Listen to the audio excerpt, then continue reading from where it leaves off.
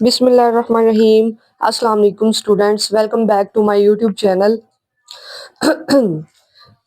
Advance accounting chapter number 3 debentures account question number 3 start करने जा रहे हैं। मेरे साथ साथ आपने प्रैक्टिस करनी है, ठीक है। विदाउट प्रैक्टिस नहीं आपको समझ लगेगी। कोई जितना मर्जी कहे ये चैप्टर मुश्किल है, कोई जितना मर्जी कहे ये चैप्टर आसान है।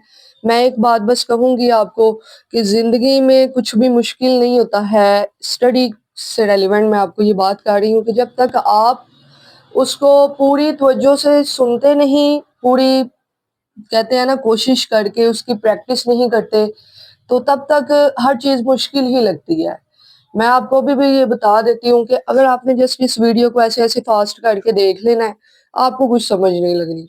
आपको समझ इस चैप्टर की तभी लगनी है, मोबाइल को ये वीडियो प्ले करके सामने रखें और इसी तरह से प्रैक्टिस करें साथ साथ, ठीक है। तो एट द एंड आपने कहना ओ ये चैप्टर तो बहुत आसान था, मुश्किल तो था ही नहीं, हम इसको ऐसे ही मुश्किल समझ रहे थे।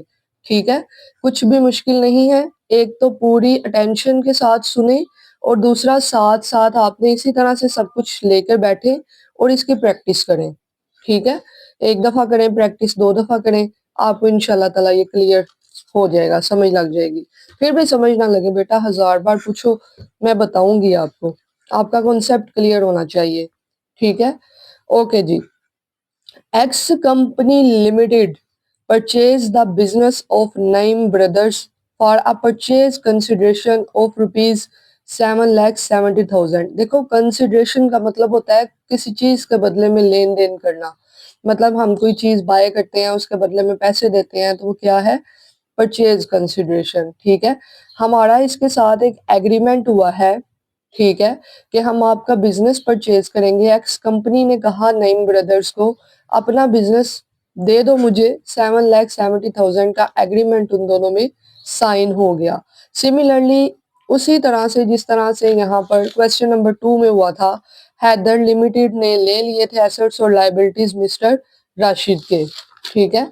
यहाँ पर एक्स कंपनी ने ले लिए हैं एसेट्स और लाइबिलिटीज किसके? नईम ब्रदर्स के।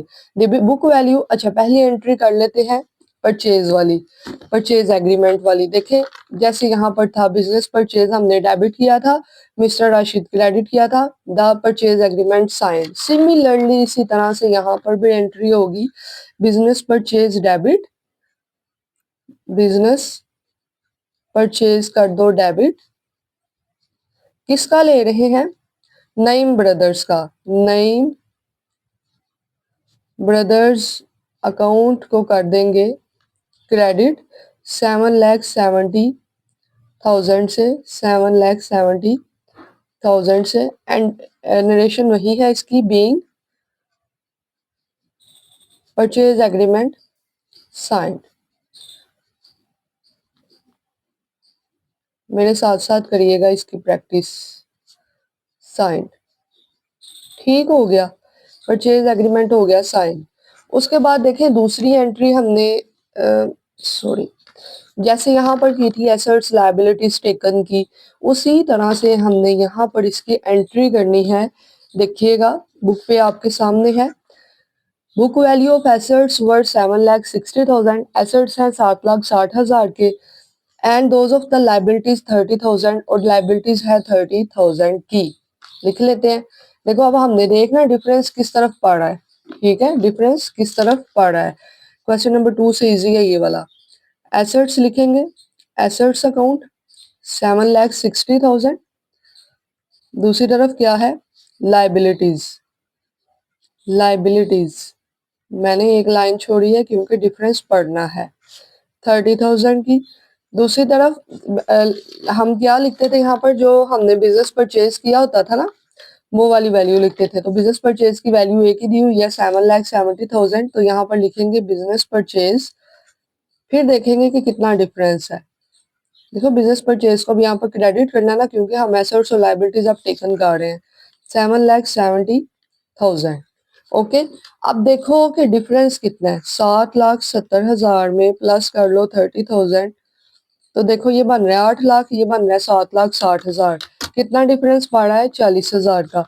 किस तरफ पड़ रहा है? डेबिट साइड पे। ये देखो यहाँ से पता चलेगा 40,000। डेबिट साइड पर डिफरेंस आए तो वो क्या होता है, आपको क्वेश्चन 2 अगर आपने किया आपको पता होना चाहिए कि डेबिट साइड पर अगर डिफरेंस आता है, ये देखें, तो वो क्या होता है, गुडविल। क्रेडिट साइड पर अगर डिफरेंस आता है तो वो क्या होता है, कैपिटल रिजर्व। ठीक है, ये चीज आपको क्वेश्चन नंबर 2 में क्लियर हुई थी। तो यहाँ पर डेबिट डिफरेंस आ रहा है तो ये इसके लिए क्या है, गुडविल है, गुडविल अकाउंट। ठीक है जी। तो यहाँ पर नरेशन वही है, being assets and liabilities taken over. कुछ भी लिख लेते होते हैं, बस आपका कॉन्सेप्ट जो है वो डिलीवर हो रहा होना चाहिए आपकी नरेशन से। ठीक है,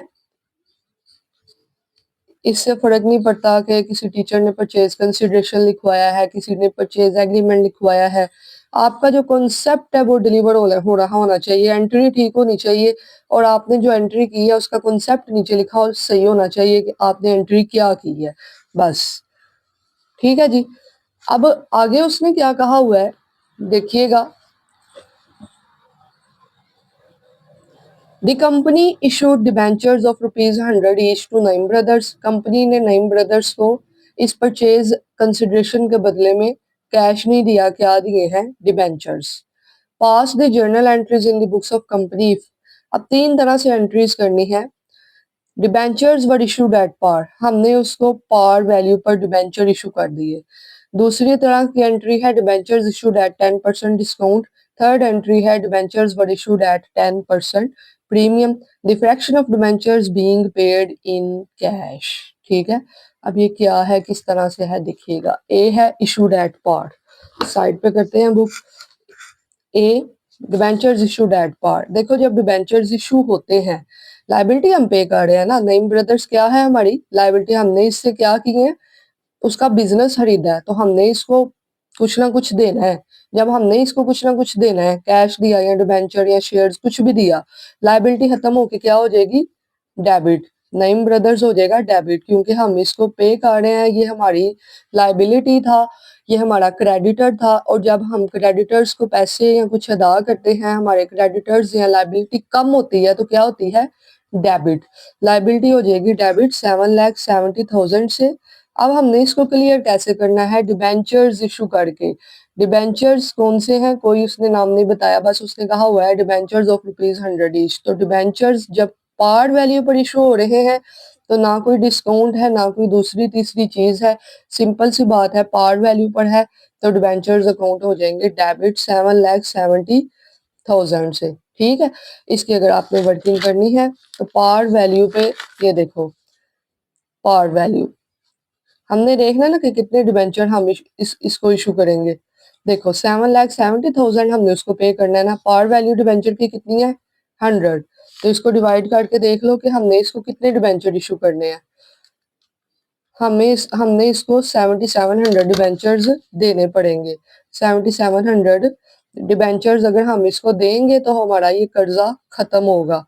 अब देखो डिबेंचर्स के सामने हमेशा आती है पार वैल्यू, कितनी है, 100।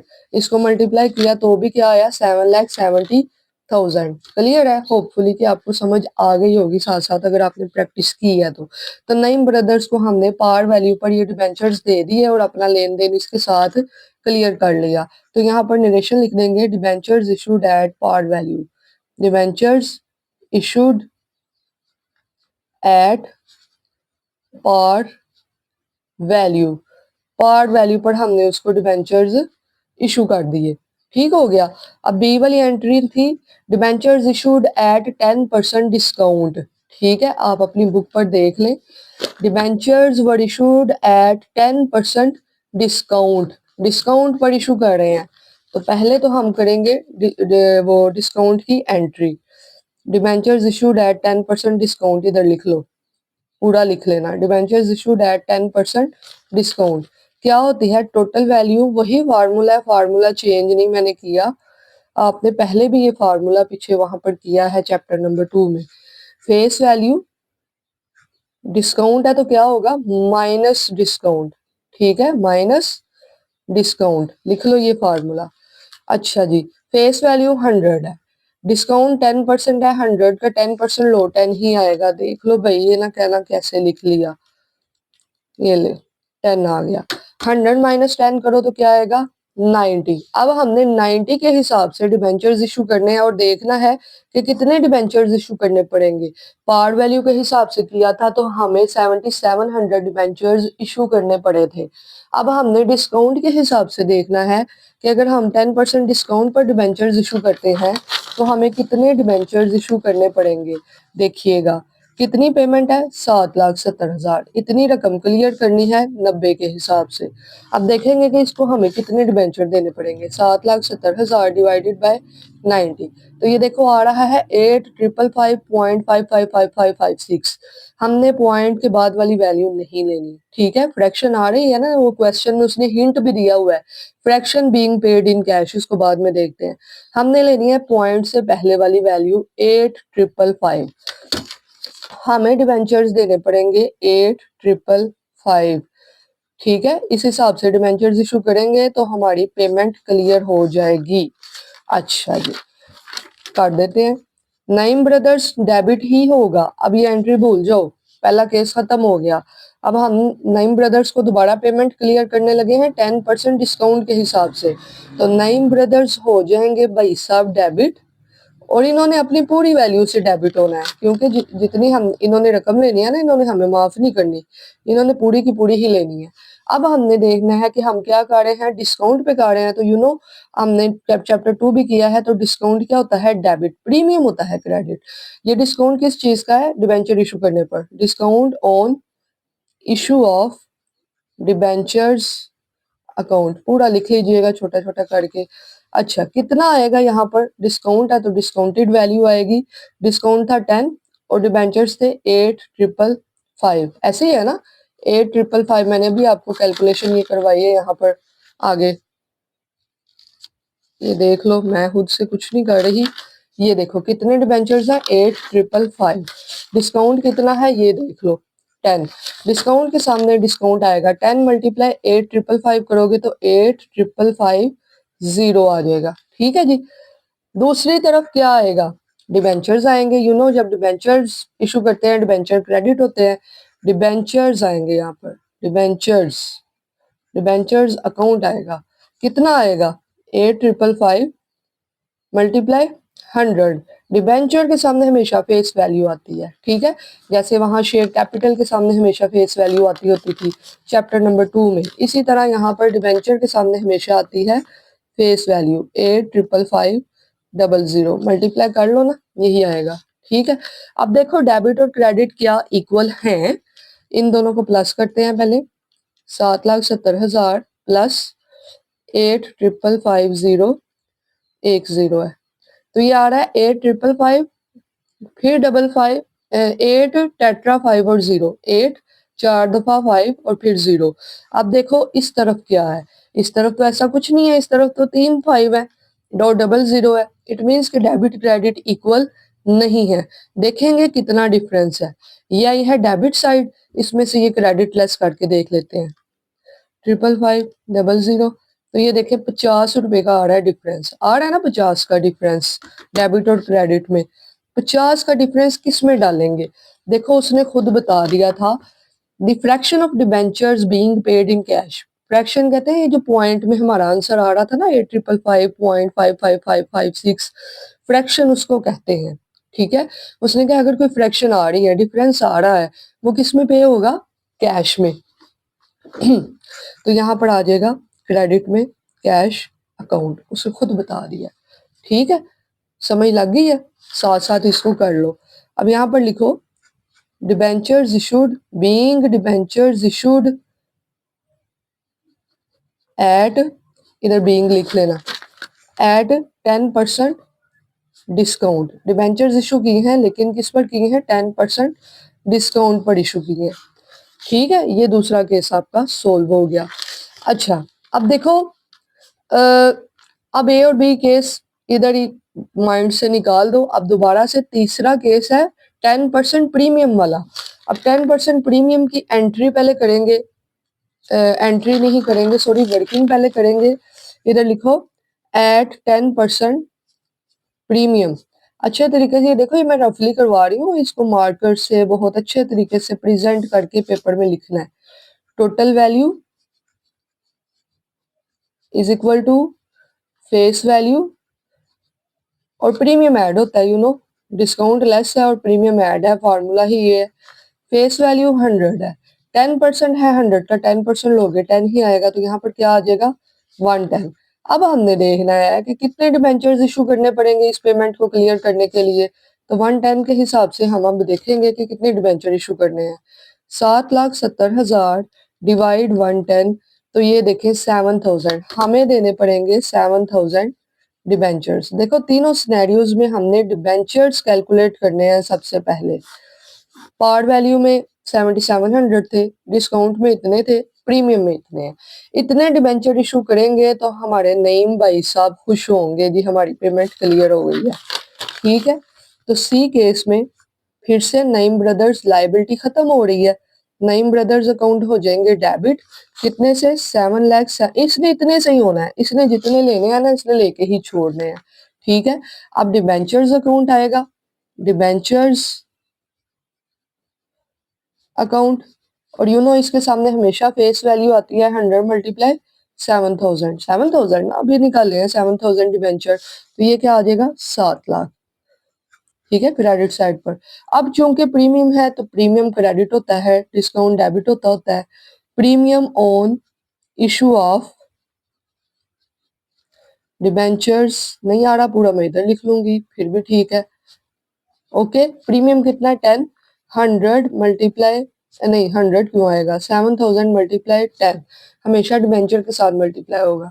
डिबेंचर 7,000 है, प्रीमियम 10 है, मल्टीप्लाई कर लो 70,000, तो हमारे डेबिट और क्रेडिट क्या हो गए हैं इक्वल, 7,70,000, 7,70,000। यहाँ पर लिख देंगे बीइंग डिबेंचर्स, मेरे साथ साथ करें इसको, issued at 10% premium. Debentures issue किए हैं लेकिन किस पर किए हैं 10% प्रीमियम पर किए हैं, और यहाँ पर बात खत्म हो जाती है। ये था बेटा आपका क्वेश्चन नंबर 3, प्रैक्टिस कर लीजिएगा।